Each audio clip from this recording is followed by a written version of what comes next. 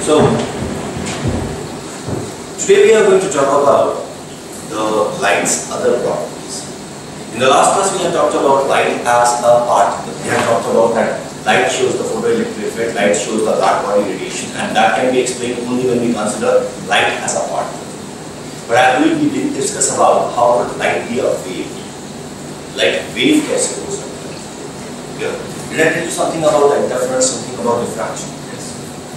Finished? Interference and diffraction. तो हमने light के बारे में बात की। Yes.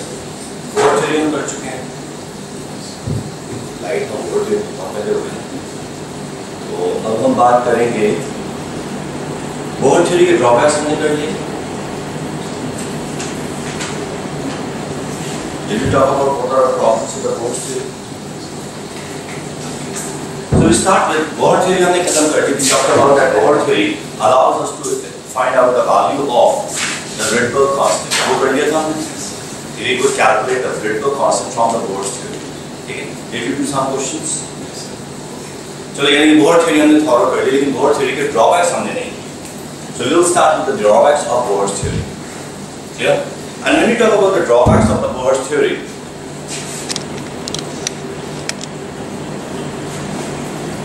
the very first drawback, देखो, कुछ छोटी-छोटी problems हैं जो Bohr theory में आ रही थी. The very first problem that we talked about the Bohr's theory is that Bohr's theory is not able to explain the spectra of any element other than hydrogen. Bohr की theory सिर्फ hydrogen या हाइड्रोजन-like species के लिए valid है, that is the species which contain only one electron. उससे ज़्यादा के लिए बोहर की थ्योरी वैलिड नहीं है। उसका एक बहुत ही important reason है। जब हम बोहर थ्योरी की बात करते हैं, तो बोहर की थ्योरी के अंदर हमने बात की थी that the electron is revolving around the nucleus, and the energy of the electron is dependent on the position of the electron with respect to the nucleus. That is what we discussed about. अब यहाँ पे एक छोटा सा example देते हैं। Example ये कि अगर से आप किसी पार्क में, ग्रीन पार्क में, बढ़िया से सुंदर से पार्क में एक कुर्सी डाल के, एक लाउंज चेयर डाल के आराम से बैठे, ठीक है? Now my question is, are you comfortable? Yes or no? Yes. In the afternoon at 2 o'clock in June. तुमने जब तुमसे पूछा था, are you comfortable? You didn't ask me when. You just talked about इस जगह पर हम comfortable हैं. आपने ये नहीं बोला कि इस समय पर हम comfortable होंगे. You just talked about the place and you didn't talk about the time. Clear? बहुत सारी चीजें हम एज अ प्लेस बात करते हैं, लेकिन कुछ चीजें हमें एज अ टाइम बात करनी पड़ेंगी. Certain energies are not only dependent on the place, but they are also dependent on time. कि किस समय हम ये बात कर रहे हैं.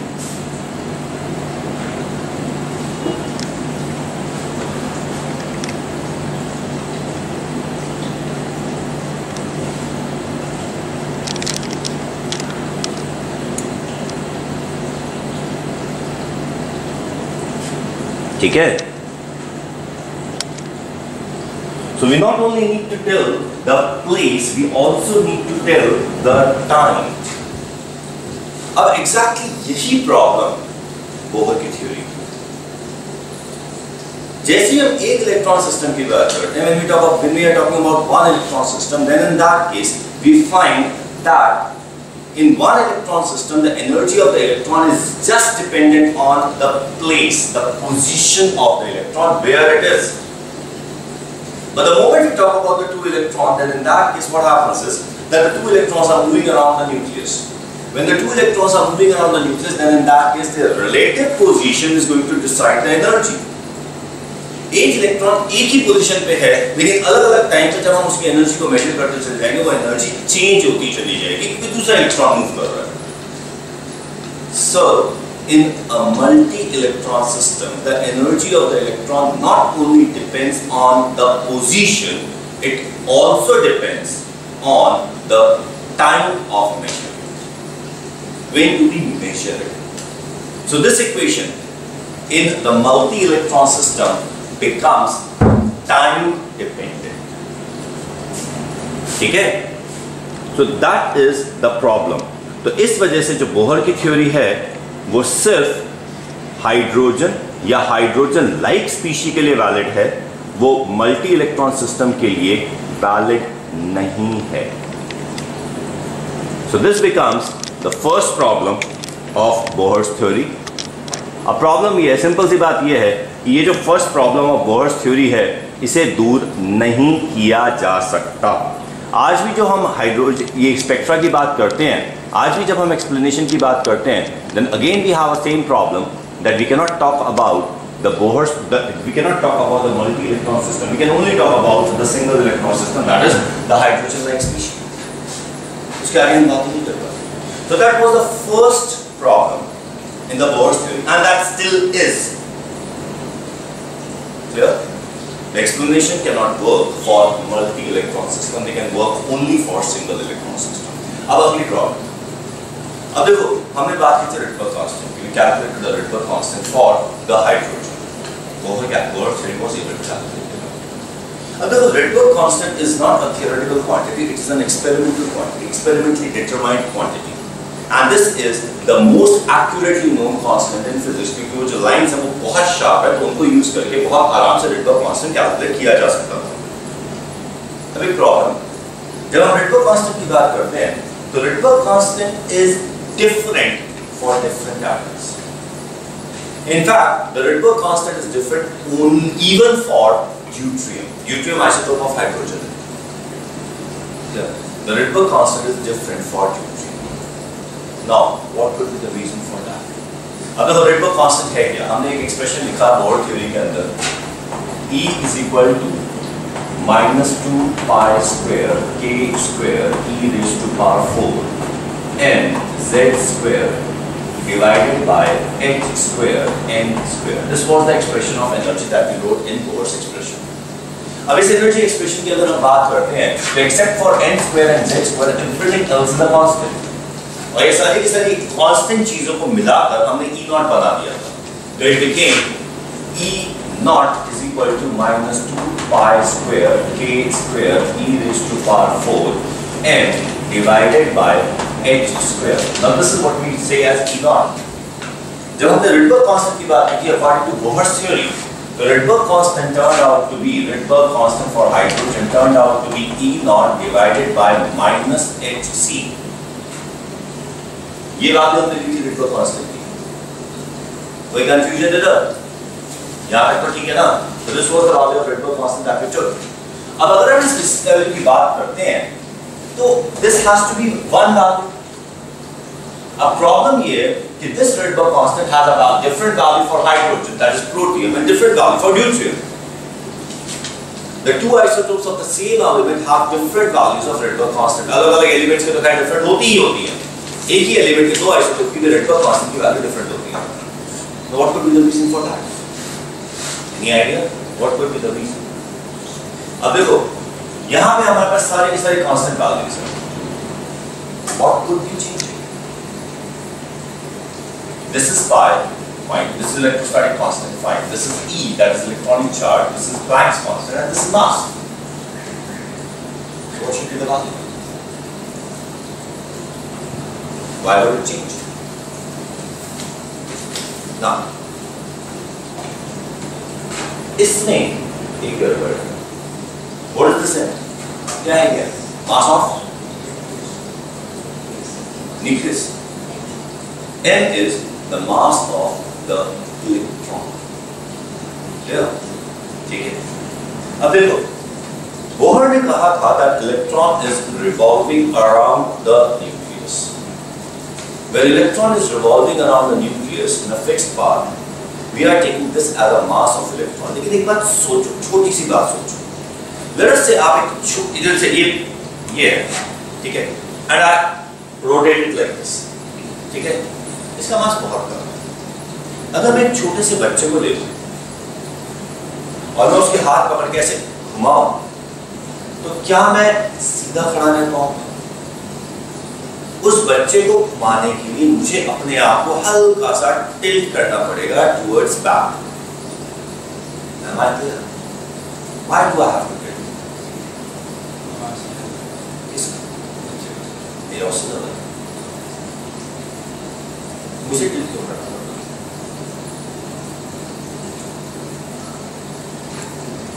Why do I have to tilt? अगर मैं एक बच्चे को घुमाता हूं तो बोलिए, सुनो, जब मैं बच्चे को ऐसे घुमाना शुरू करता हूं, then that case बच्चा मेरी बॉडी पर एक फोर्स एक्सर्ट करता है because of its motion, ठीक है? So my body is pulled in front. मेरा मास उस बच्चे के मास से ज्यादा है, तो इस वजह से मैं काफी हद तक उसके मास को नलिफाई कर देता हूं। लेकिन जब वो बच्चे का मास जैसे जैसे बढ़ता चला जाएगा, मेरा मास उसको उतनी आसानी से नलिफाई नहीं कर पाएगा, या फिर उसकी जो वेलोसिटी बढ़ती चली जाएगी तो वो नलिफाई नहीं कर पाएगा। और अगर मैं उसको बिल्कुल सीधा खड़ा होके उसको घुमाने की कोशिश करता हूं, then that is I'll fall in front. There will be a net force acting on me which won't be balanced by my inertia. अब उस फोर्स को बैलेंस करने के लिए what I do is I tilt a little back. तो अब I am applying a counter force on the common center of gravity of this system. अब वो बच्चा मेरे अराउंड नहीं घूम रहा, हम दोनों एक कॉमन सेंटर ऑफ ग्रेविटी के या कॉमन सेंटर ऑफ मास के अराउंड घूम रहे हैं। So it becomes a two-particle system. दो पार्टिकल एक कॉमन सेंटर ऑफ मास के अराउंड घूम रहे हैं। हमारे क्लियर? तो जिसका ज्यादा मास होता है that is nearer to the common center of mass, जिसका कम मास होता है that is farther away from the common center of mass. एक तरह से टिल्ट होकर मैंने उस कॉमन सेंटर ऑफ मास गिर जाते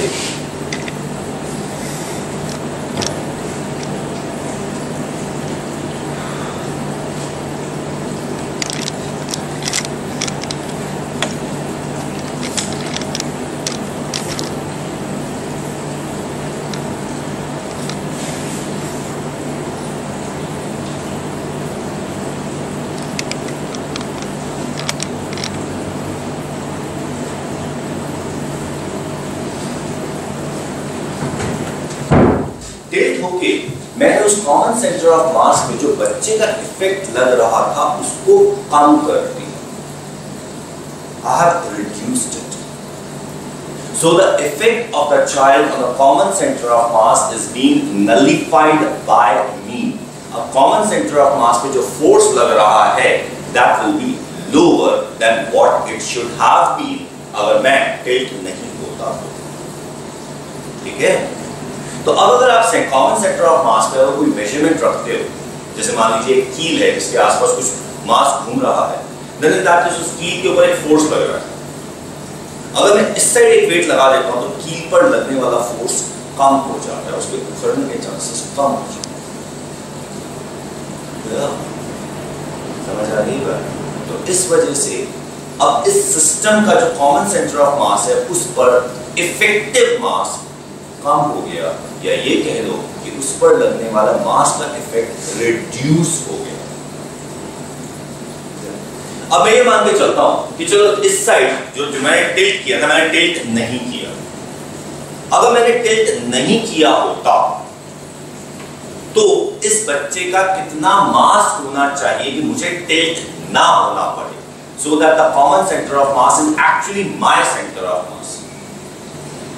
तो उसके लिए मुझे बच्चे के मास को थोड़ा कम मानना पड़ेगा, and that will be what is known as the reduced mass. When two masses are revolving around a common center of mass, then the effect of the mass on the common center of mass is the reduced mass of the system. इस reduced mass को calculate करने का एक simple सा formula है. It is called mu. This mu is equal to m1 m2 divided by m1 plus m2. This is how we get the reduced mass. Now maximum value of this mu is equal to the lower mass. यानी कि इन दोनों मास में जो भी छोटा मास है उससे ज्यादा इस reduced mass की वैल्यू नहीं हो सकती. In fact, it is actually lower than the lower mass. ये होता है reduced mass. Clear? अब जैसे जैसे हमारे पास ये दोनों मास के अंदर डिस्क्रिपेंसी बढ़ती चली जाएगी, यानी कि एक मास जितना ज्यादा बड़ा होता चला जाएगा, इस reduced mass की वैल्यू लोअर मास की उतनी बराबर होती चली जाएगी. So the maximum value it can attain is the lower mass. अब यहाँ पर ये जो फॉर्मूला है, अगर मैं इलेक्ट्रॉन और न्यूक्लियस की बात करता हूँ, then that is very much agreed that electron has a very low mass as compared to the nucleus. लेकिन इलेक्ट्रॉन का मास न्यूक्लियस के मास के कंपैरिजन में जीरो नहीं है. न्यूक्लियस का मास कोई इंफिनिटी नहीं है. तो इस वजह से जब इलेक्ट्रॉन न्यूक्लियस के आसपास रिवॉल्व कर रहा है, then in that case I have to consider not the mass of the electron but the mass, the reduced mass of the system. इतनी बात समझ में आई? अब अगर मैं reduced mass of this system की बात करता हूँ, then in that case this will be the mass of the electron into the mass of the nucleus divided by the mass of the electron plus mass of the nucleus. अब देखो यहाँ ये जो m लिखा हुआ है ना, इस m की जगह this should have been E naught is equal to minus 2 pi square k square e raised to power 4 mu divided by h square. अब as is very clear, इस mu के अंदर न्यूक्लियस का मास इंक्लूडेड है. जैसे जैसे न्यूक्लियस का mass change होता जाएगा, वेरी मच एग्रीड इलेक्ट्रॉन का मास कांस्टेंट है, वो चेंज नहीं होता, लेकिन न्यूक्लियस का मास अलग अलग आइसोटोप के लिए अलग अलग है, अलग अलग एलिमेंट्स के लिए अलग अलग है. तो जैसे जैसे वो न्यूक्लियस का मास चेंज होता चला जाएगा, इस रिड्यूस मास की वैल्यू बदलती चली जाएगी, और जैसे जैसे इस रिड्यूस मास की वैल्यू बदलेगी, ई नॉट की वैल्यू डिफरेंट आ जाएगी. और जैसे ई नॉट की वैल्यू डिफरेंट हुई, very obviously the Rydberg constant has to change. The change in the Rydberg constant is the most dominant in case of hydrogen. क्योंकि hydrogen के अंदर आप प्रोटियम और ड्यूटेरियम की बात करते हैं, तो सीधा सीधा उसका ड्यूटेरियम का मास प्रोटियम से डबल है. तो जब मास एकदम से डबल हो जाएगा, तो रिड्यूस मास में भी काफी चेंज आएगा. That is why प्रोटियम और ड्यूटेरियम के स्पेक्ट्रा में मोस्ट सिग्निफिकेंट डिफरेंस है when we talk about isotopes. बाकी आइसोटोप्स में भी डिफरेंस है, जैसे क्लोरीन 37 और क्लोरीन 35 के स्पेक्ट्रा की बात करते हैं, तो that value also is going to be different. But here the difference is going to be very small. Protium deuterium में बहुत ज्यादा है, और इसी मास डिफरेंस के चलते प्रोटियम और ड्यूटेरियम की केमिकल प्रॉपर्टीज, फिजिकल प्रॉपर्टीज में भी चेंज आ जाता है. इट इज ऑब्जर्व दैट अगर हम ड्यूटेरियम के बॉन्ड्स की बात करते हैं किसी भी एलिमेंट के साथ, जैसे कार्बन ड्यूटेरियम के बॉन्ड की बात करें और कार्बन प्रोटियम के बॉन्ड की बात करें, तो it is observe that carbon deuterium bond is much stronger as compared to carbon protium bond. अगर किसी केमिकल रिएक्शन के अंदर कहीं पर अगर मान लीजिए कार्बन ड्यूटेरियम का बॉन्ड तोड़ना या कार्बन हाइड्रोजन का बॉन्ड तोड़ना is the important step, then in that case carbon deuterium bond जहां पे तोड़ना पड़े वो मुश्किल हो जाएगा और रिएक्शन स्लो हो जाता है. क्लियर? अगर हम वाटर की बात करते हैं, we have H2 and we have D2O. D2O is called heavy water. We observe that H2O और D2O की स्टेबिलिटी में अंतर. अगर हम एक H2O D2O के मिक्सचर को इलेक्ट्रोलाइज करना शुरू करते हैं, तो we find कि H2O पहले इलेक्ट्रोलाइज होता है, D2O बाद में होता है. तो इस तरीके से हम H2O और D2O को एक्चुअली सेपरेट कर सकते हैं. H2O और D2O का मेल्टिंग पॉइंट डिफरेंट है, H2O D2O का बॉइलिंग पॉइंट डिफरेंट है, H2O D2O का जो हाईएस्ट डेंसिटी टेम्परेचर है वो भी डिफरेंट है. तो there is a difference in the physical and the chemical properties of the compound because of the difference in the isotope of the same element present in them. This particular difference is termed as isotope effect. देखो, isotope effect. The difference in physical and chemical properties isotope effect. The difference in the physical and chemical properties of the compounds due to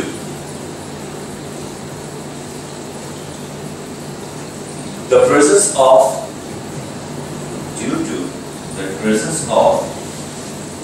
the different isotopes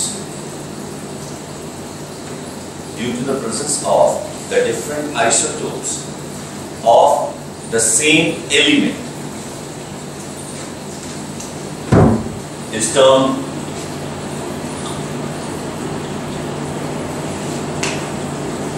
isotope effect.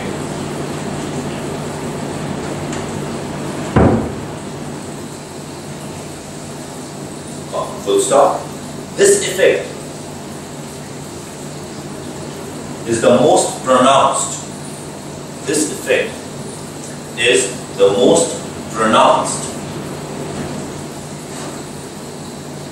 In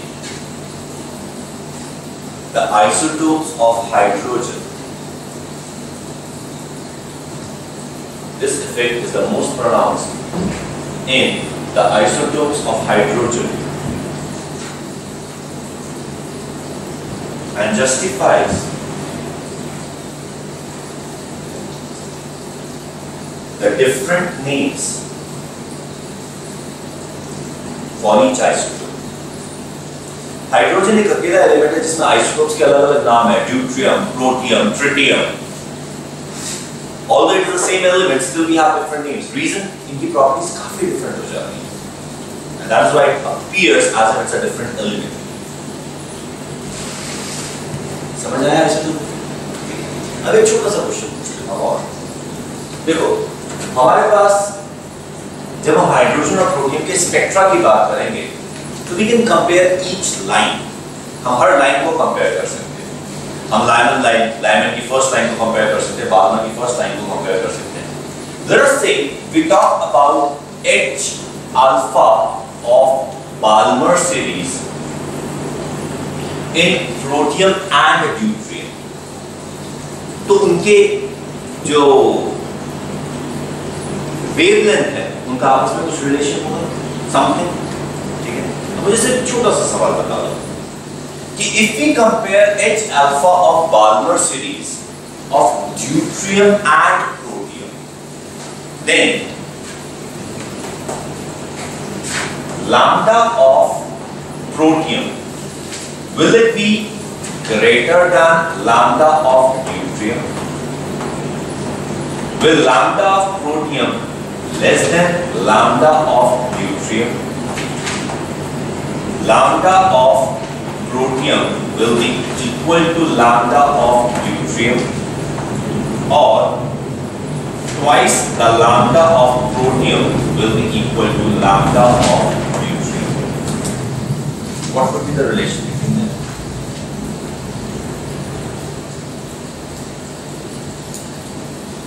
सोचो जल्दी बताओ यार, expression सामने लिखा हुआ है. What will happen? What will be the effect of the reduced mass on this lambda?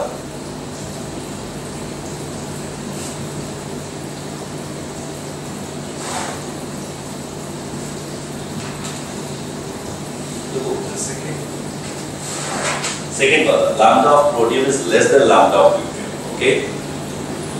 Answer लिख के reason लिखो.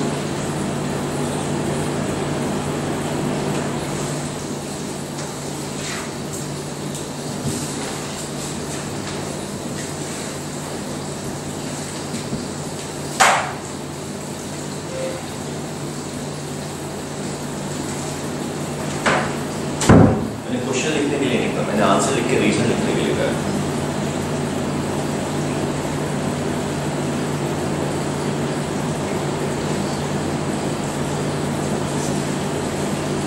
सोचो पहले इफेक्ट क्या करेगा. म्यू की वैल्यू प्रोटियम और ड्यूट्रियम किसमें ज्यादा होगी? ड्यूट्रियम म्यू की वैल्यू ज्यादा होगी. अगर ड्यूट्रियम में म्यू की वैल्यू ज्यादा होगी तो ई नॉट की वैल्यू ड्यूट्रियम की ज्यादा होगी या प्रोटियम की ज्यादा होगी मैग्नीट्यूड वाइज? ई नॉट की वैल्यू ड्यूट्रियम की ज्यादा हो जाएगी, मैग्नीट्यूड रिड्यूस ज्यादा हो जाएगा ड्यूट्रियम का। अब ई नॉट का मैग्नीट्यूड अगर ज्यादा होगा तो हर ट्रांजिशन की एनर्जी ज्यादा हो जाएगी, हर ट्रांजिशन की एनर्जी ज्यादा हो जाएगी।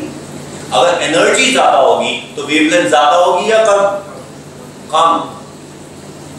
तो ड्यूट्रियम के अंदर क्योंकि एनर्जी डिफरेंस ज्यादा है, because the E not value, the Rydberg constant of deuterium is more, that is why the wavelength of deuterium for any corresponding line in protium will be lower, not higher. Is that clear? क्या हुआ? समझ आया? पूछ भाई। हाँ? कुछ भी नहीं आया। शुरुआत से समझ नहीं आया? क्यों? बता क्या चीज?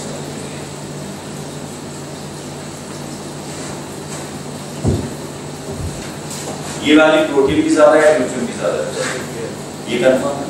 अगर ये मैग्नीट्यूड बड़ा होगा तो ये वाली चीज का मैग्नीट्यूड बढ़ेगा या कम होगा? बढ़ेगा या कम होगा? क्यों? ये अगर मैं इंक्रीज करता हूं तो टोटल मल्टीप्लिकेशन डिक्रीज हो जाएगा क्या? बढ़ेगा ना। तो ई नॉट का मैग्नीट्यूड ड्यूट्रियम का ज्यादा आएगा ना, ठीक है। अगर मैं एक क्वेश्चन लिखता हूं 5 multiplied by 10 minus 6 और मैं लिखता हूं 7 multiplied by 10 minus 6, तो दोनों में से किसकी वैल्यू ज्यादा आएगी? पक्का?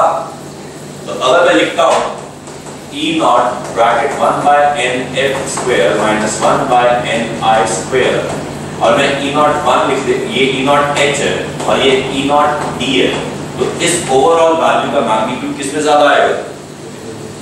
इसमें ज्यादा आएगा। तो डेल्टा ई का मैग्नीट्यूड ड्यूट्रियम का ज्यादा हो जाएगा। अगर डेल्टा ई का मैग्नीट्यूड ड्यूट्रियम का ज्यादा होगा तो जो एनर्जी निकलेगी, जो वेवलेंथ, जो लाइट निकलेगी, उसकी एनर्जी ज्यादा होगी या कम होगी? ड्यूट्रियम में एनर्जी ज्यादा होगी। तो एनर्जी अगर ज्यादा होगी तो फ्रीक्वेंसी ज्यादा होती है या कम? एनर्जी ज्यादा होती है तो फ्रीक्वेंसी कम होती है। What is the formula for energy? E is equal to h nu। अगर E ज्यादा होगी तो nu ज्यादा होगा या कम? ज्यादा होगा। E is equal to h c by lambda। अगर E ज्यादा होगा तो lambda कम होगा या ज्यादा होगा?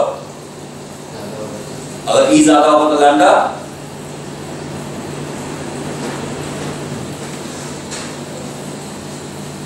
इनवर्स रिलेशन है, डिनोमिनेटर में है, lambda कम होगा। एग्रीड? तो ड्यूट्रियम का लैम्डा कम होगा या ज्यादा होगा?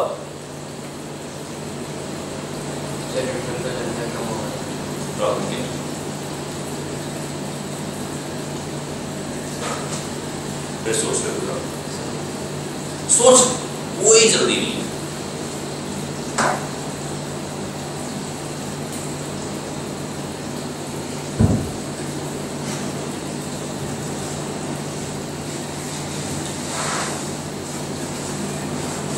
कंफर्म? ठीक है।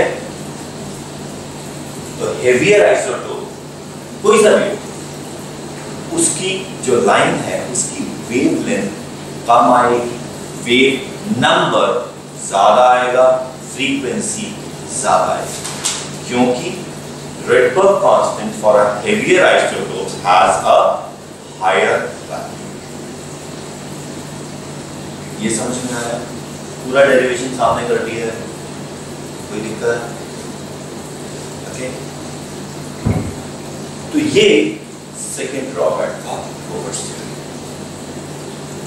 That is the Rydberg constant for different isotopes of the same element have different values and the Rydberg constant for different elements very obviously have different values. Even if he put r h z square, उसने z square डाल दिया था, atomic number का factor डाल दिया था, तब भी डिफरेंट है, क्योंकि r of hydrogen cannot be used everywhere, mass different है ना हर एलिमेंट। क्लियर? तो ये सेकंड ड्रॉबैक था, लेकिन ये भी क्लियर हो गया। कि मास की जगह हमें रिड्यूस्ड मास यूज करना चाहिए, then it would be okay. दूसरी बात क्लियर हो।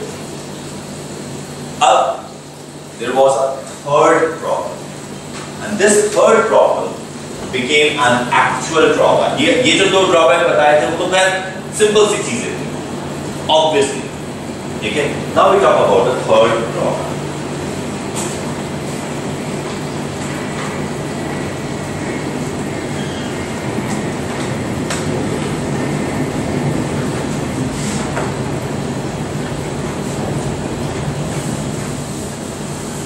When we talk about the spectra of hydrogen, we observe that the lines are very sharp, very sharp lines. पर हुआ ये कि जब हम स्पेक्ट्रा की बात कर रहे हैं, जैसे कि this was the spectra of hydrogen,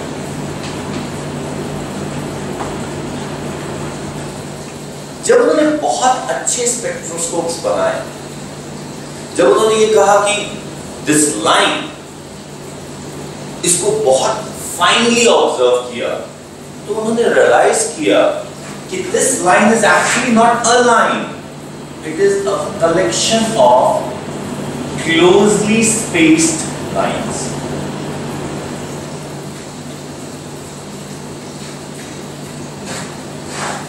this spectra is called फाइनर spectrum. This is called the finer spectrum. Now, the inference of obtaining the finer spectra is that the levels contain levels within them. हम जिसे एक level मान रहे थे, जिसे हम एक orbit मान रहे थे, वो एक ऑर्बिट नहीं है. It is actually a collection of close energy orbits. Same energy नहीं है, similar energy है. तो थोड़ा थोड़ा एनर्जी का डिफरेंस है. ये एनर्जी का डिफरेंस इतना कम है कि नॉर्मल स्पेक्ट्रोस्कोपी या नॉर्मल ग्राफ्स में, स्पेक्ट्रा में हमें वो लाइनें एक साथ दिखती हैं क्योंकि बहुत कम गैप है, तो लाइन की जो थिकनेस है उसी में वो गैप कवर हो जाता है. लेकिन जब हम इसको बहुत ध्यान से देखते हैं, उस एक लाइन को बहुत मैग्नीफाई कर देते हैं, तो हमें ये अलग अलग लाइंस दिखनी शुरू हो जाती हैं. This is called the finer spectrum. So this by this particular reason जो हमारे पास बोहर की थ्योरी आई है, उसमें ये फाइनर स्पेक्ट्रा एक्सप्लेन नहीं हो पाता. Now, to explain the finer spectra, अब बोहर तो पीछे हट गया, but there was another scientist whose name was Sommerfeld. तो Sommerfeld ने इसको आगे बढ़ाया और उसने एक बहुत सिंपल सी बात सजेस्ट की. देखो, बोहर की पूरी थ्योरी सजेशन डिपेंडेंट है, बहुत सिंपल है पर सजेशन डिपेंडेंट है. अब यहाँ पर उसने एक बात सजेस्ट की. उसने कहा कि देखो, इलेक्ट्रॉन न्यूक्लियस के अराउंड revolve कर रहा है, and we have considered that it revolves in a circular orbit. अब planets भी sun के अराउंड revolve करते हैं, लेकिन planets के orbits circular नहीं है. जितना ज्यादा planet sun से दूर होता चला जाता है, उसका orbit उतना ज्यादा elliptical होता चला जाता है. Clear? Mercury का orbit ऑलमोस्ट एक सर्कल है, लेकिन जैसे जैसे हम सन से दूर होते चले जाते हैं, जो एलिमेंट्स होते हैं, ये प्लैनेट्स हैं, उनका ऑर्बिट और भी एलिप्टिकल होता चला जाता है. और जब हम कॉमेट्स की बात करते हैं, तो कॉमेट्स का ऑर्बिट तो almost cigar shaped, it's very elliptical.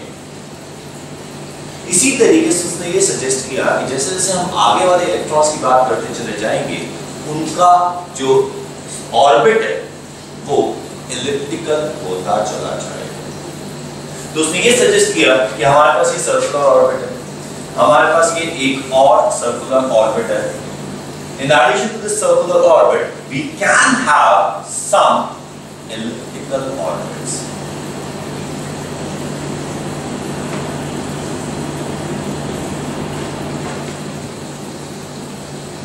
अब जो एलिप्टिकल और सर्कुलर ऑर्बिट्स हैं, इनकी एनर्जी में बहुत थोड़ा सा अंतर होगा. अब जब यहां से लेट अस से एक इलेक्ट्रॉन एक्साइट हुआ, ये इलेक्ट्रॉन एक्साइट होके ये सर्कुलर ऑर्बिट में चला गया, and there is a possibility कि ये इलेक्ट्रॉन एक्साइट होके ये एलिप्टिकल ऑर्बिट में चला जाए। जब ये सर्कुलर ऑर्बिट से वापस आएगा तो कुछ एनर्जी रिलीज करेगा, और जब ये एलिप्टिकल ऑर्बिट से वापस आएगा तो कुछ और एनर्जी रिलीज करेगा। These two energies are going to be very near to each other, but they are not going to be equal. Because of this very near energy, अगर हम उसको बहुत ध्यान से, बहुत मैग्नीफाई करके नहीं देखते, तो ये दोनों एनर्जी एक लाइन में आ जाएंगी। लेकिन अगर हम उसको बहुत ज्यादा मैग्नीफाई करते हैं, बहुत ज्यादा एक्सपैंड कर देते हैं, तो ये दोनों एनर्जी हमें अलग-अलग नजर आ जाएंगी। Is that clear? तो Sommerfeld tried to explain the splitting of the spectra or the presence of the finer spectra by suggesting the existence of elliptical orbits of electron. ठीक है? देखो ellipse, have you done ellipse? थोड़ा सा mathematics में किया ellipse के बारे में। ellipse के अंदर एक eccentricity होती है। देखो जब हम ellipse की बात करते हैं ना, तो ellipse के अंदर दो एक्सिस होती है। एक होती है मेजर एक्सिस और एक होती है minor axis. So Sommerfeld said that major axis is n and the minor axis is k. Ellipse की एक eccentricity होती है, the pointedness. The eccentricity of the ellipse is given by k by n. अगर मैं k by n लिखता हूँ, then that is always going to be less than 1 और maximum value is 1. अगर मैं इसको उल्टा कर देता तो उल्टा करके भी बोला जा सकता है, तो बिकम n by k, वहां पे minimum value will be 1 and the maximum value will be anything. So that is what we call as eccentricity of the ellipse. It is minor axis and this is the major axis.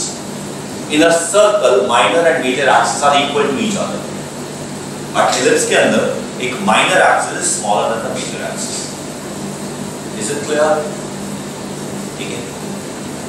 तो अब उन्होंने ये suggest किया कि n and k both are natural numbers. तो यहाँ पर उन्होंने क्वांटाइजेशन इंट्रोड्यूस कर दिया, यानी कि एज एक एलिप्स के अंदर k की कोई भी वैल्यू हो सकती है, n की वैल्यू कुछ भी आ सकती है, लेकिन यहाँ पर उन्होंने क्वांटाइजेशन करते हुए कह दिया कि n और k की सिर्फ नेचुरल नंबर वैल्यूज हो सकती है, इंटीग्रल वैल्यूज हो सकती है। तो अगर मैं ये बोलता हूँ कि इसके अंदर इंटीग्रल वैल्यूज हैं, तो सीधी सी बात है, अगर n की वैल्यू होती है 1 तो k की वैल्यू 1 हो सकती है, 0 तो हो नहीं सकती, 0.5 अलाउड नहीं है क्योंकि इंटीग्रल वैल्यूज है। तो अगर मैं फर्स्ट ऑर्बिट की बात करता हूँ तो फर्स्ट ऑर्बिट में सिर्फ एक ही ऑर्बिट है, लेकिन अगर मैं n की वैल्यू डाल देता हूँ 2, तो अब k की वैल्यू हो सकती है 2 और k की वैल्यू हो सकती है 1। अगर k की वैल्यू है 2 then in that case it will be a circle, लेकिन अगर k की वैल्यू है 1 then it will be an ellipse.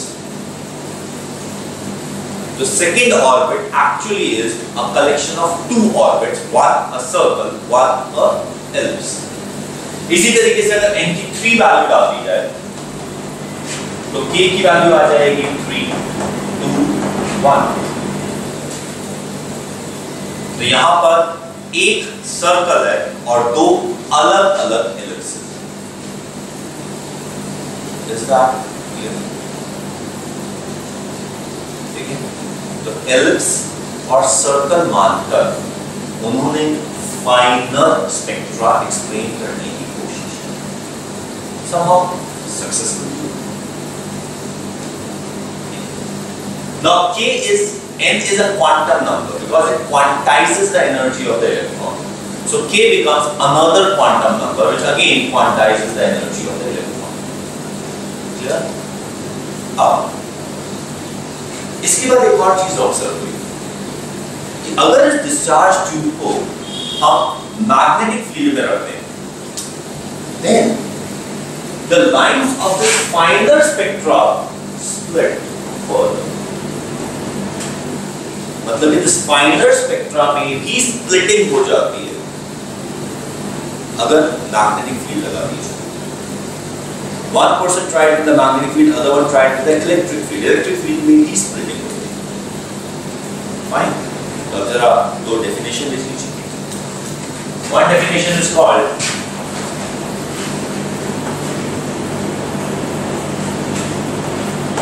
Zeeman effect. Okay?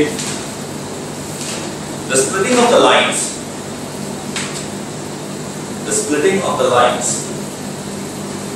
of the finer spectra,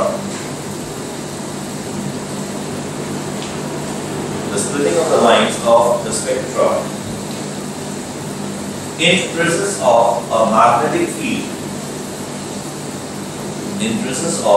the magnetic field is termed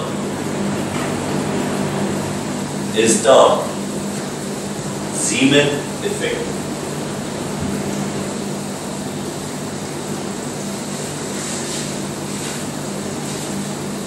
You get it? Any confusions? Then there is another effect called the Stark effect. Stark effect. The splitting of the lines of the spectrum in presence of electric field,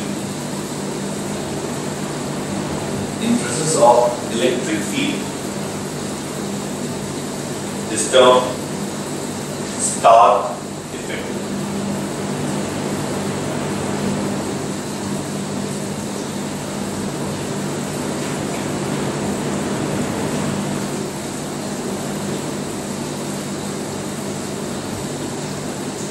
Now, it was required to explain the Zeeman effect and the Stark effect. Important बात ये है कि उसका explanation के पास पहले से ही दिया है।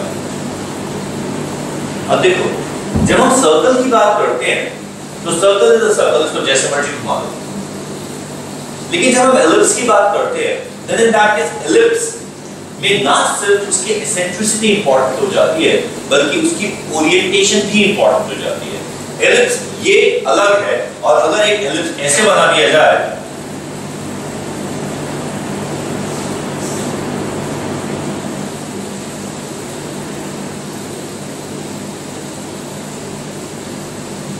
तो ये अलग आ जाएगा।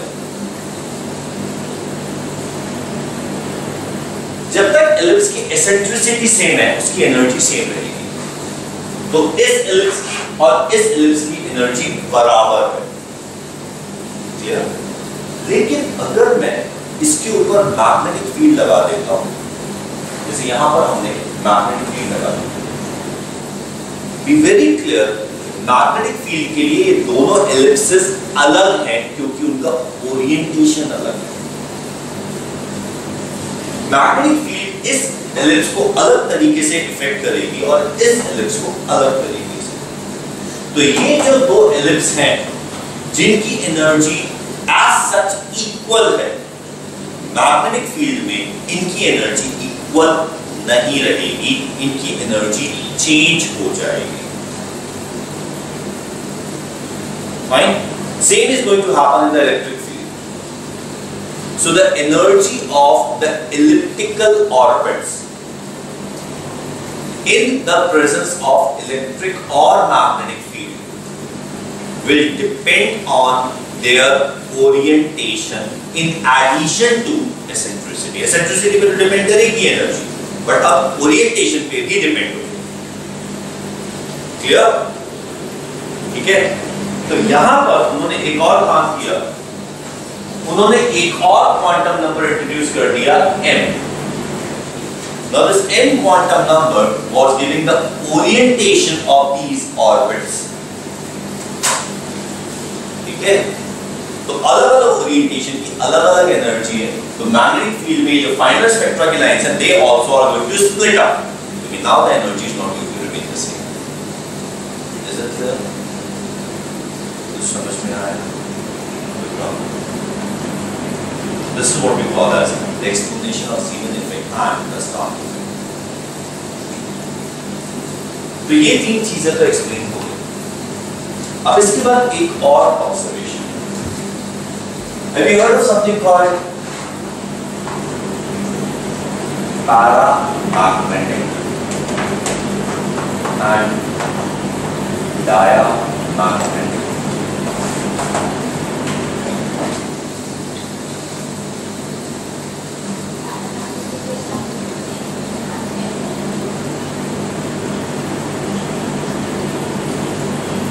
So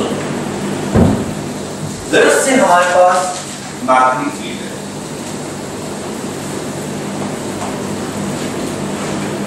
और इस मैग्नेटिक फील्ड में ये नॉर्थ है, ये साउथ है।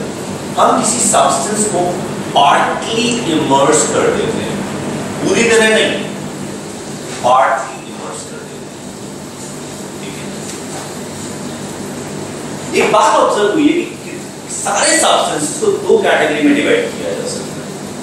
कुछ सब्सटेंस ऐसे हैं जो इस मैग्नेटिक फील्ड को खींच जाते हैं, मतलब यहाँ पे अगर एक स्प्रिंग बैलेंस लगा रखा है तो you will find spring balance की वजह से this substance is going to be pulled in the magnetic field and spring balance will show an increase in weight. ऐसे substance जो इलेक्ट्रिक फील्ड ये मैग्नेटिक फील्ड में खींच जाते हैं उन्हें कहा जाता है पैरामैग्नेटिक। जो दूसरे substances हैं उनमें क्या होता है कि जब उनको इस तरीके से रखा जाता है तो these substances are being slightly pushed away from the magnetic field, and this push away again is noted down by the spring balance in decrease of weight. But be very clear, ये जो push effect है ना, ये pull effect का करीबन 1/100 है, near about 1/100। तो इसलिए push effect है बहुत मुश्किल से ऑब्जर्व होगा, but ये pull effect बहुत आसानी से ऑब्जर्व होगा। ठीक है, the substances which are attracted in the magnetic field are termed paramagnetic, and the substances which are pushed away from the magnetic field are termed diamagnetic. Clear? अब जैसे हम आयरन की बात करते हैं, iron is a magnetic material, again it's paramagnetic। तो जितने भी मैग्नेटिक मटेरियल हैं वो सारे के सारे पैरामैग्नेटिक हैं। ठीक है, अब ये जो पैरामैग्नेटिज्म है ये है क्यों? It was to be explained. Now Bohr had given a way of arranging the electron in the orbits,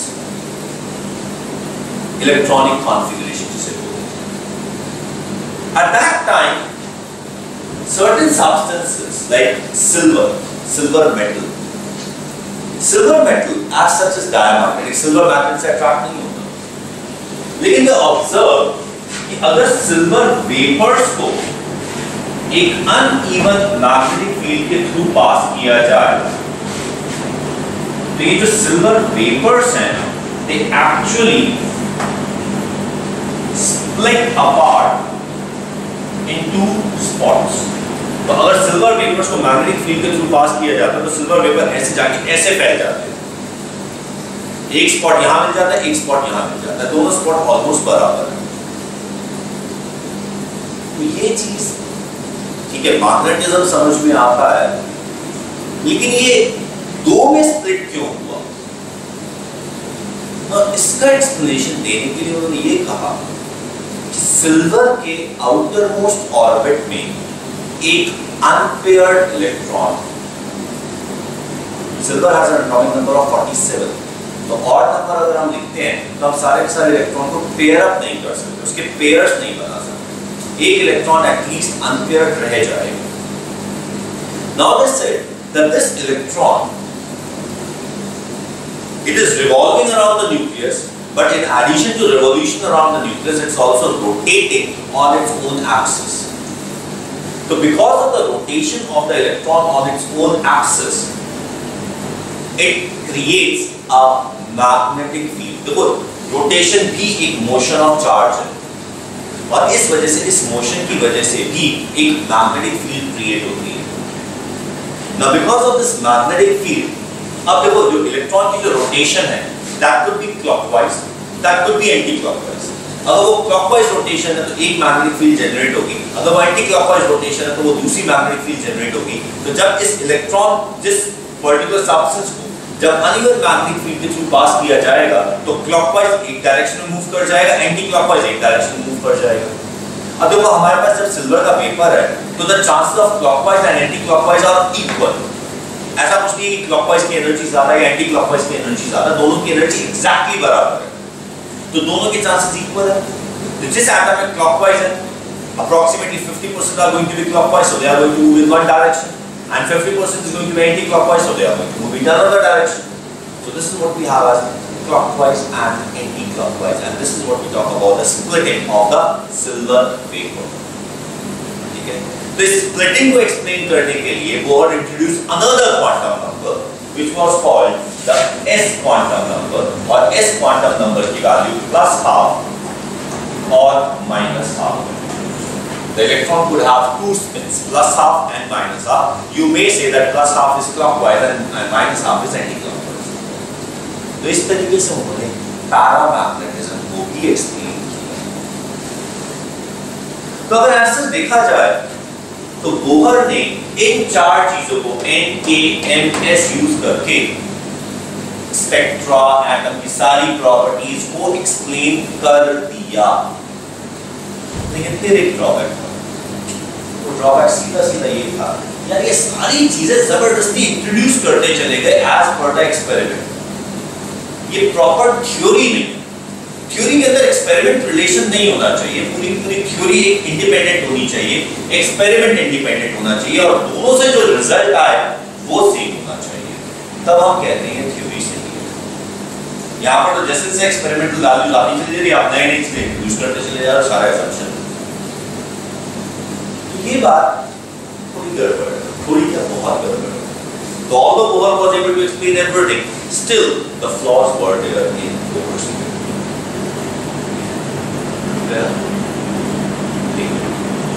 अब जो कुछ और चीजें हो रही थी हम उनकी बात करते हैं। At that time, there was another scientist whose name was D. Broglie. Now, D. Broglie was a theoretical physicist. Theoretical physicist का मतलब ये है कि these are the people who are going to talk about theory. वो lab में नहीं घुसते, वो सिर्फ पेपर पेन पे काम करते रहते हैं। Those are called theoretical physicists. तो जब हम theoretical physicist की बात करते हैं, D. Broglie ने एक बड़ा सिंपल सा काम किया। उसने दो इक्वेशन उठाई और उनको मर्ज कर दिया। एक इक्वेशन थी E is equal to h nu, Planck's equation. E is equal to h nu tells us we can write it as equal to E is equal to hc by lambda. Now this is Planck's equation. This equation gives us the energy of the photon, the total energy of the photon. This is what we call as Planck's equation. अब उसने एक और equation That equation was Einstein's equation. Einstein की equation आप generally लिखते हो E is equal to mc square.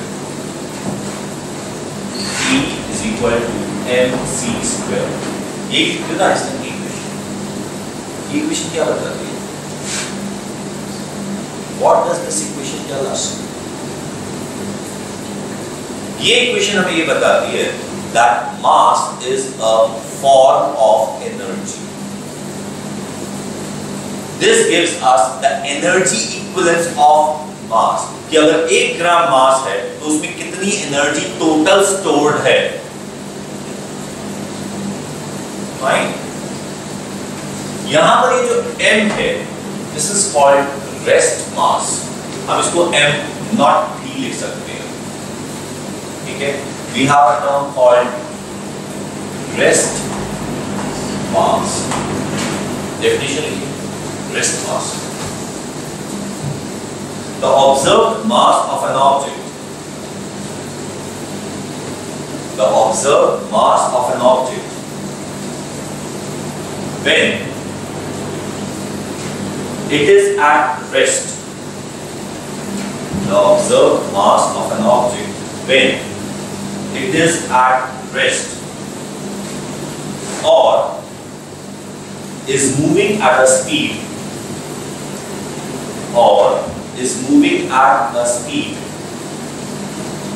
much lower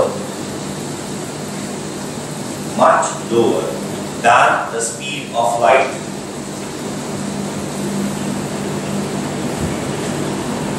Is termed the rest mass.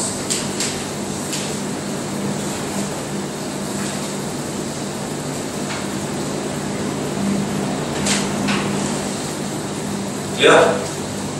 तो this rest mass अगर उसको c स्क्वायर से मल्टीप्लाई कर दूं तो मुझे एनर्जी मिल जाएगी, and this is the total energy content of this mass. Fine. अब ये तो हमने बात की एक पार्टिकल की which is at rest or moving at a speed much lower than the speed of light.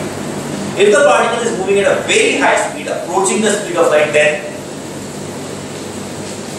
ये जो इक्वेशन है it's actually an incomplete equation. Einstein की इक्वेशन ये नहीं है।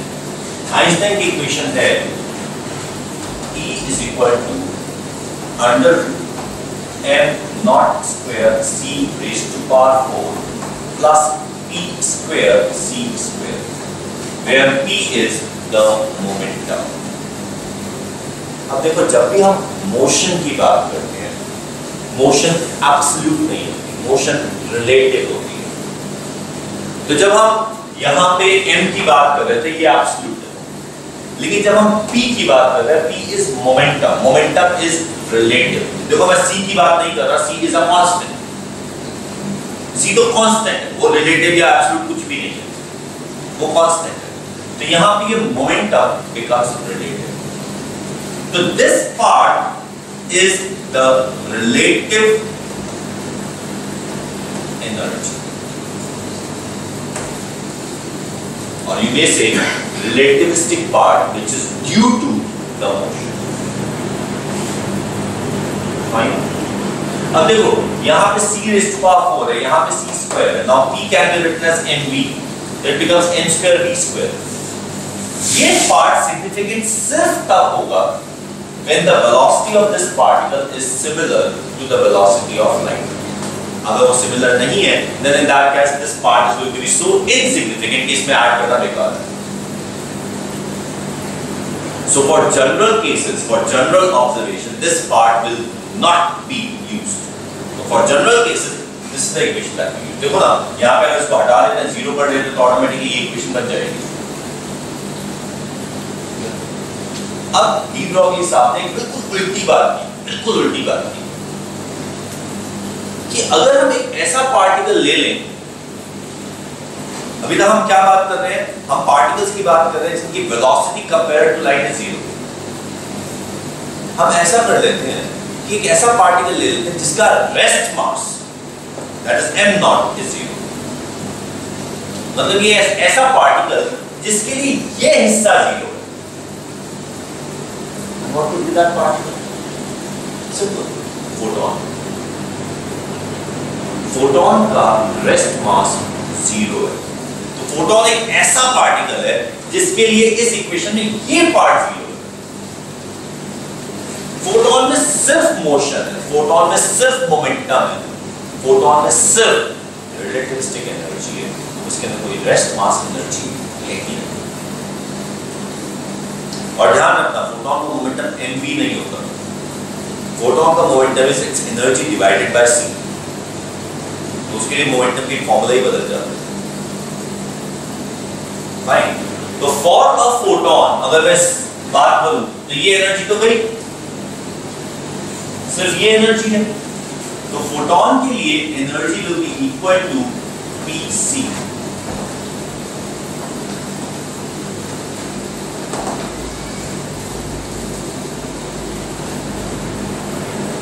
Clear? For a photon, the energy is pc, and then obviously ये energy भी energy of photon है, ये energy भी energy of the photon है, तो obviously these two energies have to be equal। तो डी ब्लॉक के हिसाब से कुछ नहीं किया, इन दोनों एनर्जीज को इक्वेट कर दिया। जैसे उसने इन दोनों एनर्जीज को इक्वेट किया, he got pc is equal to hc by lambda, cancelled out, and we get lambda is equal to h by e। पूरे डेरिवेशन में कोई कंफ्यूजन कुछ पूछता है?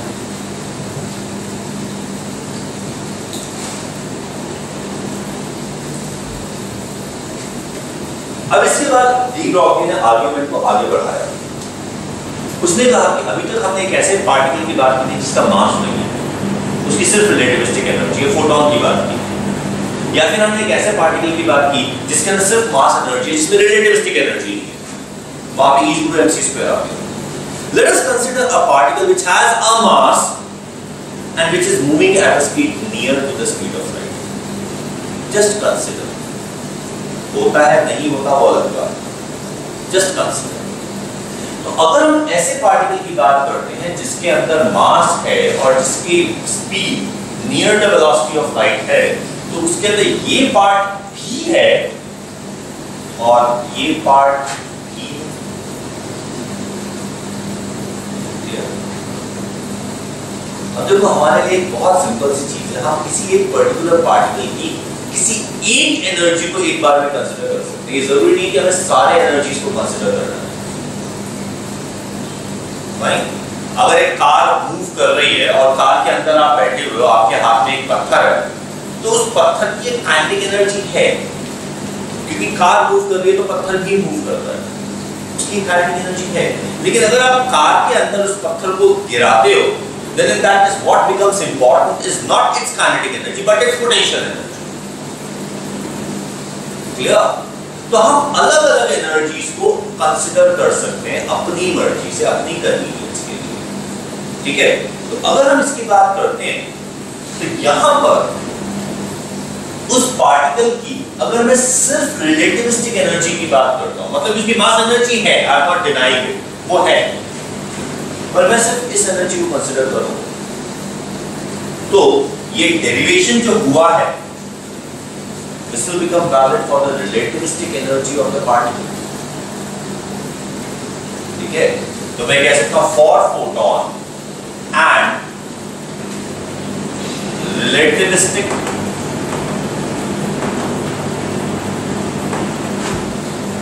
energy of particle moving at a speed near to c, that's the velocity of light. कोई confusion? तो ये पूरा डेरिवेशन उसके लिए वैलिड हो गया। और यहां पर क्योंकि मैं एक पार्टिकल की बात कर रहा हूं, तो पार्टिकल के लिए मैं p की जगह mv लिख सकता हूं। v is very similar to light, but vc नहीं लिखना चाहिए, मुझे v है क्योंकि कुछ कम होगा लाइट से।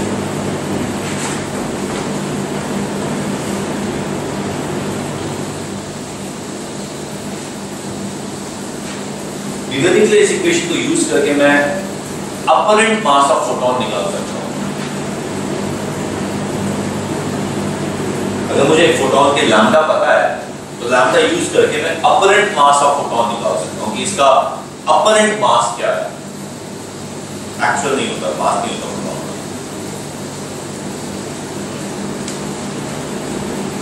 ठीक है? अब इस इक्वेशन का एक बहुत ही peculiar outcome है, and that peculiar outcome is that now it suggests that if a particle, that is a mass, is accelerated to a speed near to the speed of light, then that mass will have a wavelength. That is, it will become a wave.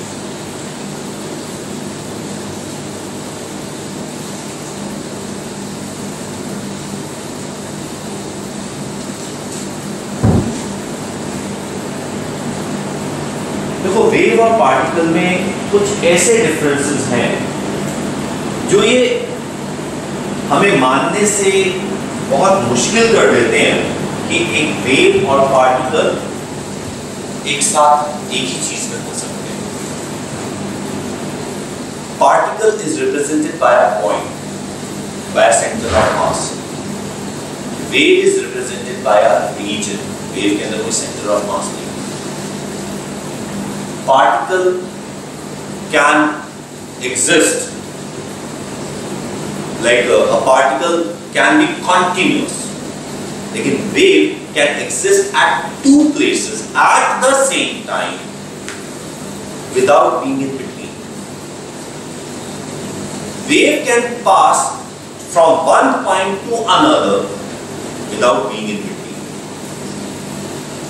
ये हो सकता है wave की कुछ characteristics है, ठीक है? And most important, wave has a capacity to show interference and diffraction.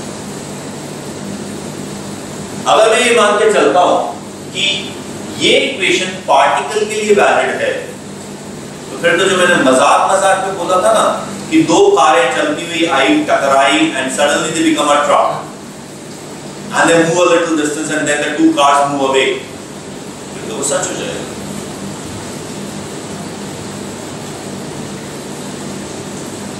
हो जाना चाहिए ना. और ये भी सच हो जाना चाहिए कि दो कार आई, टकराई, and suddenly they vanish, and they move to a certain distance, and then suddenly two cars move away. बीच में गायब. अगर मैं ये मानता हूं कि ये इक्वेशन सही है,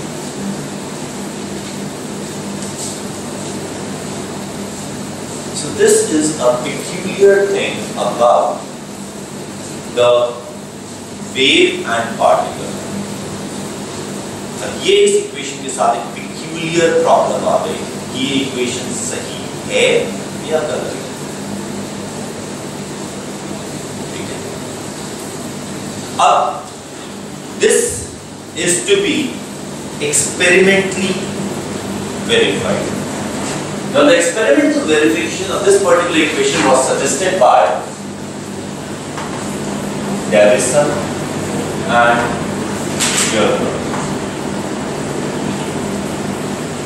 Davison was the scientist, Germer was his assistant, so they did an experiment. अब देखो इस एक्सपेरिमेंट के अंदर उन्होंने ये माना था कि velocity has to be near the speed of light. उसको हम कुछ नहीं कर सकते. आप ये कह सकते हो कि सर यहाँ पे velocity डिनोमिनेटर है, अगर velocity हम बहुत कम कर देंगे तो लैम्डा बहुत ज़्यादा हो जाएगा, हम ऑब्जर्व कर लेंगे, पर ये वैलिड नहीं है. This can't be done. क्योंकि relativistic part आएगा ही तब जब velocity is going to be at the near the speed of light. तो हम v से छेड़छाड़ नहीं कर सकते, v को हमें ज़्यादा रखना ही पड़ेगा. So this can't be compromised. The only thing that can be done is m put value. तो यहाँ पे ये सजेशन आ जाता है कि m जितना कम होता चला जाएगा, वेव कैरेक्टर ऑब्जर्व करना उतना इजी होता चला जाएगा.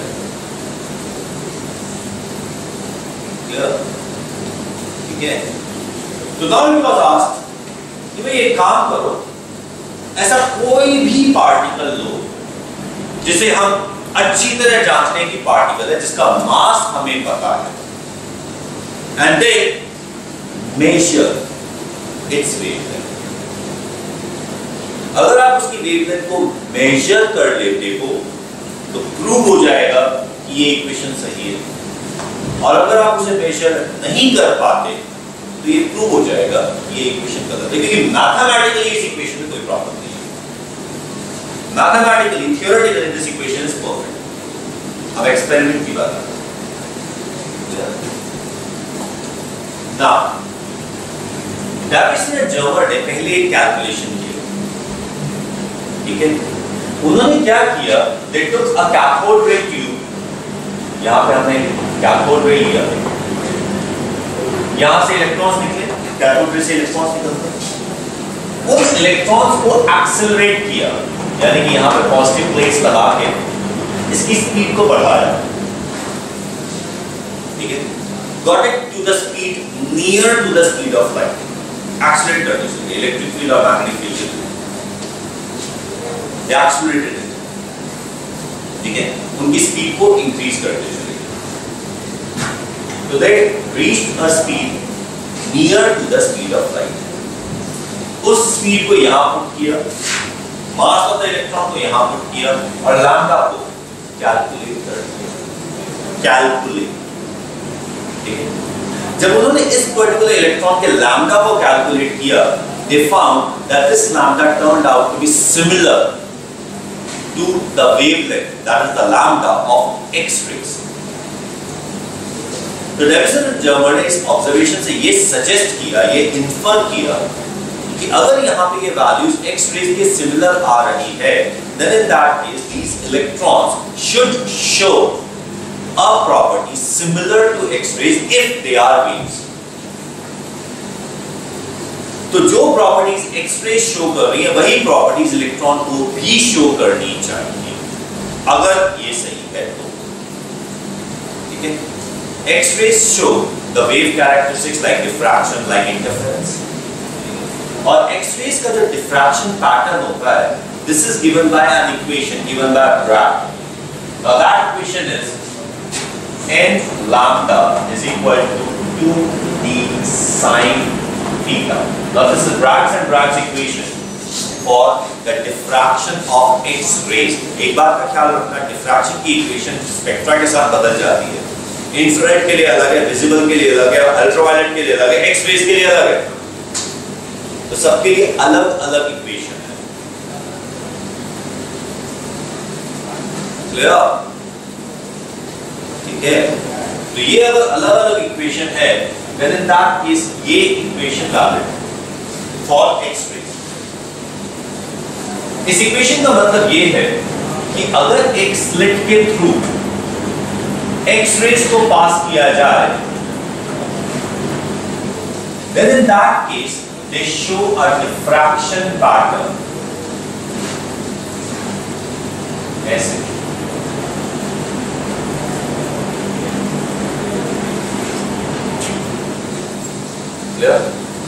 अब इस डिफ्रैक्शन पैटर्न के अंदर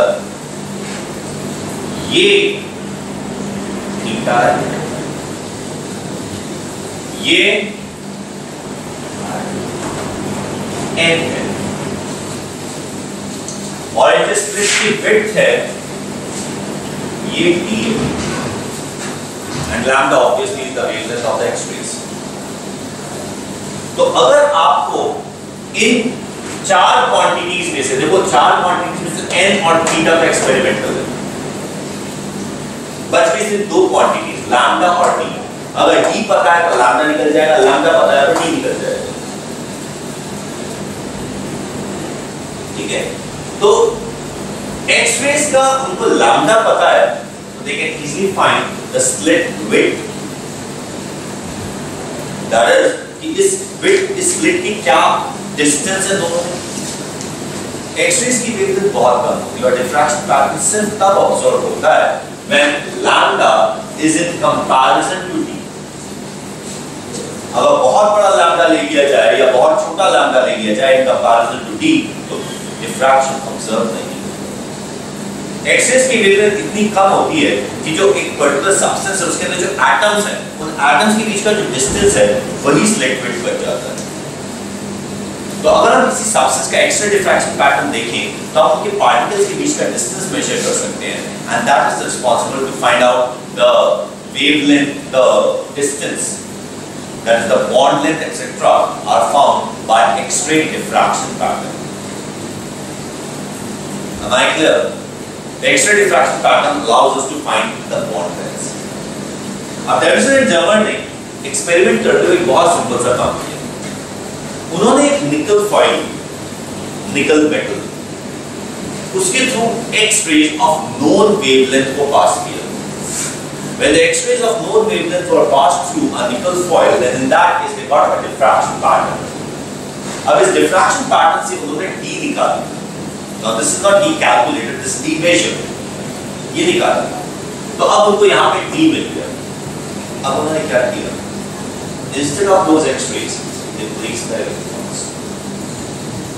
अब सिंपल सी बात है, या तो diffraction pattern आएगा या नहीं आएगा। अगर आएगा तो पता चल जाएगा इलेक्ट्रॉन वेव है, अगर नहीं आएगा तो पता चल जाएगा कि इलेक्ट्रॉन वेव नहीं।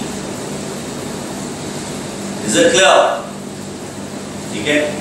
दूसरी बात, अगर डिफ्रैक्शन पैटर्न आ गया तो n और थीटा तो डिफ्रैक्शन पैटर्न से मिल जाएंगे। d पहले ही मेजर हो चुका है, लैम्डा मिल जाएगा। And this lambda is not calculated. This is the lambda measured from the experiment.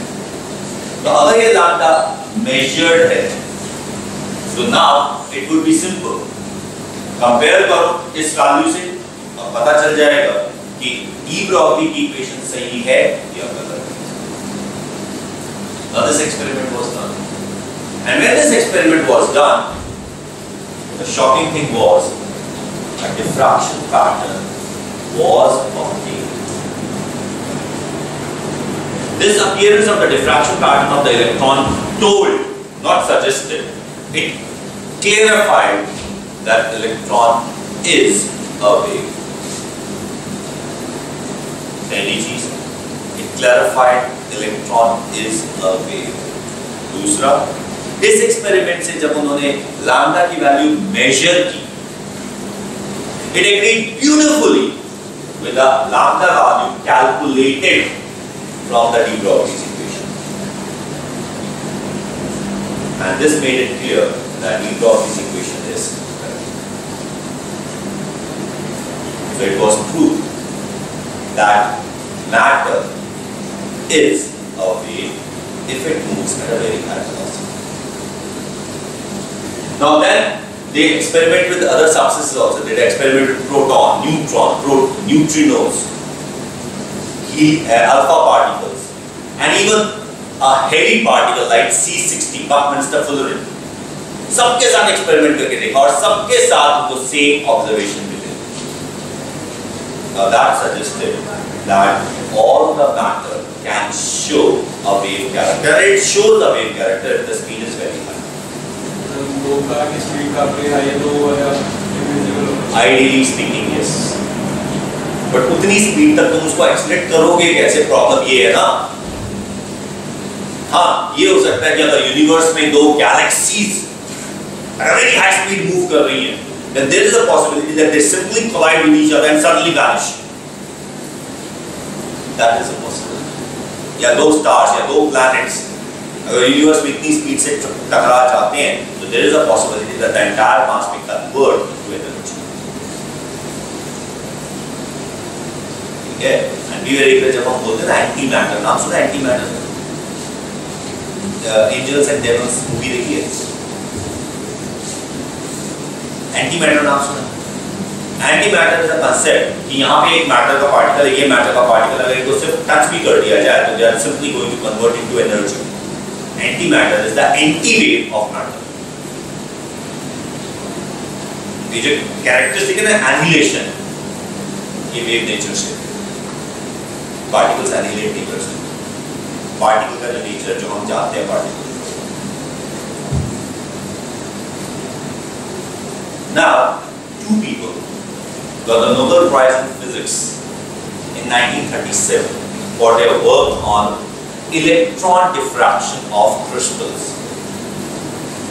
One was Davison and other one was Thomson. Don't worry, वो वाला थॉमसन नहीं जिसने इलेक्ट्रॉन का मास निकाला था, वो जे थॉमसन था. ये जीपी थॉमसन.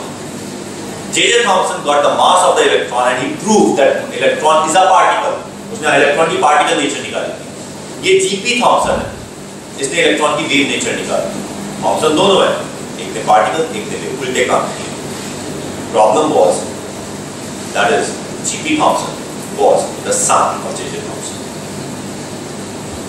तो बाप ने ये प्रूव किया था इलेक्ट्रॉन इज अ पार्टिकल, बेटे ने प्रूव कर दिया इलेक्ट्रॉन इज अ वेव.